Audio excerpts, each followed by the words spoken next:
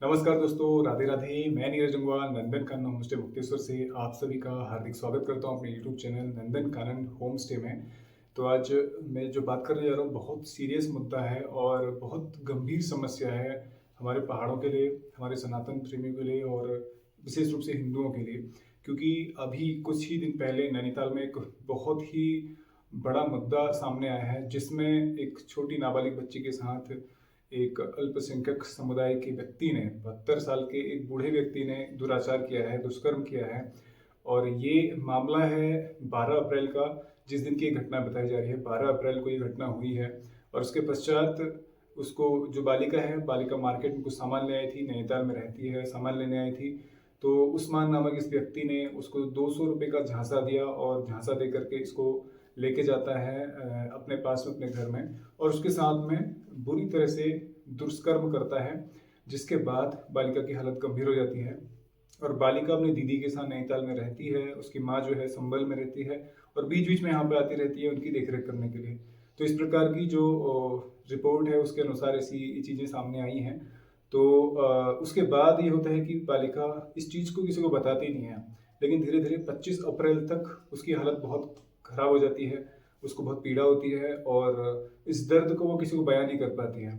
तो 25 अप्रैल को उसकी माँ को बुलाया जाता है, उसकी जो दीदी है वो उसकी माँ को बुलाती है और माँ को बुलाने के पश्चात 25 अप्रैल को उसकी माँ उसको महिला अस्पताल हल्द्वानी लेके जाती है। और हल्द्वानी में इतना दुर्व्यवहार उनके साथ होता है, डॉक्टर जब देखते हैं तो डॉक्टरों का दिल भी पत्थर का बन जाता है। वो ये देख करके बोलते हैं कि पहले आप पुलिस के पास जाओ, पुलिस में रिपोर्ट कराओ, उसके पश्चात ही आपको यहाँ पे ट्रीटमेंट दिया जाएगा। तो बिना ट्रीटमेंट को उनको घर लौटा दिया जाता है।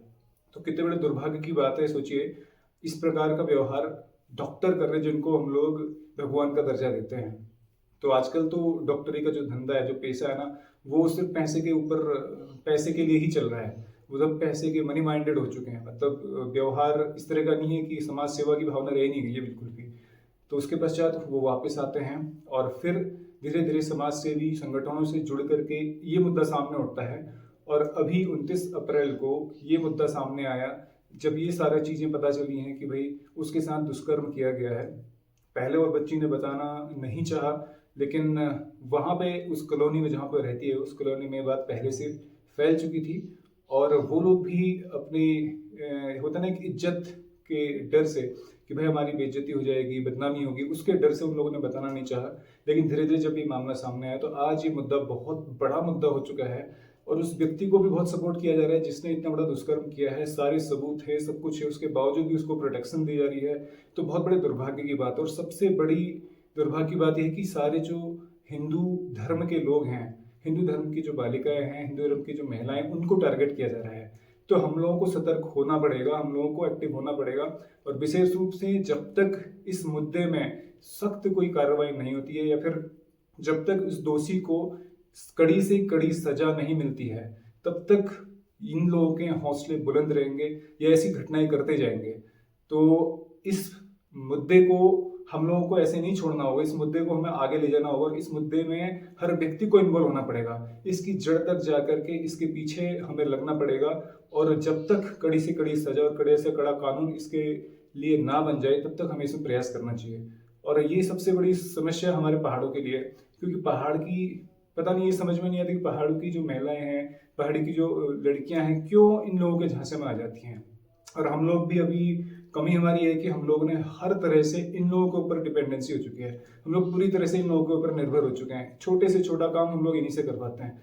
तो हमें इस चीज को सोचना पड़ेगा। बहुत गंभीर समस्या, अभी ये जस्ट एक शुरुआत है, लेकिन आने वाले समय बहुत बड़ी समस्या सामने आ सकती है। जिस प्रकार से ये लोग यहाँ पे बिजनेस कर रहे हैं, अपना धंधा फैला रहे हैं ना, उससे क्या होगा, कल की डेट में हम लोगों के लिए बहुत बड़ी समस्या आने वाली है। तो ये सोचने का विषय है।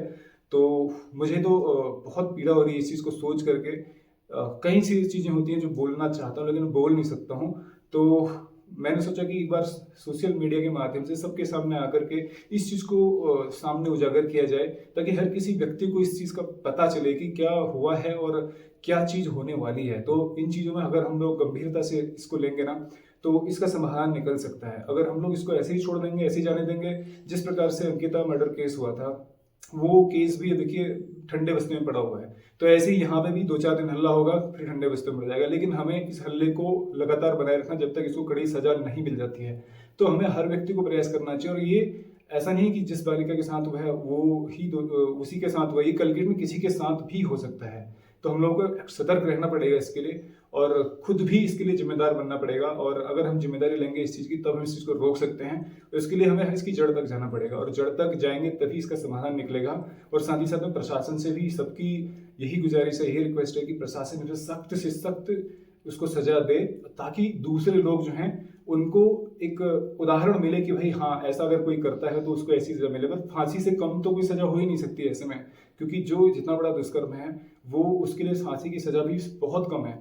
तो इसके लिए हर व्यक्ति को प्रयास करना चाहिए, और हम लोगों को सबको आगे आना चाहिए। विशेष रूप से मैं अपने पहाड़ों की बात कर रहा हूँ, क्योंकि पहाड़ों के लिए बहुत बड़ी समस्या आप समझ सकते हैं। जिस प्रकार से लव जिहाद चल रहा है, और जिस प्रकार से ये लोग जो अल्पसंख्यक समुदाय के लोग हैं हमारे पहाड़ों में बढ़ रहे हैं, तेजी से आबादी बढ़ा रहे हैं, और लव जिहाद के मामले सामने आ रहे हैं। हिंदू जो बहनें उनको बहला फुसला करके अपने झांसे में फंसा करके अपने चंगुल में फंसा लेते हैं। तो ये चीज़ें अगर हम नहीं रोकेंगे तो कल की डेट में हमें बहुत बड़ा परिणाम भुगतना पड़ सकता है। इसलिए मेरी आप सभी से रिक्वेस्ट है कि इस मुद्दे में आप भी इन्वॉल्व होइए, और उस दोषी को सजा दिलाने में अपना प्रयास कीजिए, और साथ ही साथ में एक्टिव रहिए। और अपने चारों तरफ जिस प्रकार से ये लोग आ रहे हैं, बस रहे हैं, उन लोगों को इतना सहयोग करने की आवश्यकता नहीं है। क्योंकि अगर हम लोग अपने घर में इनको बना देंगे तो जो कल की डेट में कुछ ना कुछ परिणाम गलत हमें झेलना पड़ सकता है। इसलिए सभी से गुजारिश है, आप लोग इसमें इन्वॉल्व होइए, और साथ ही साथ में इस दोषी को सजा दिलाने में अपना प्रयास कीजिए। धन्यवाद। राधे राधे।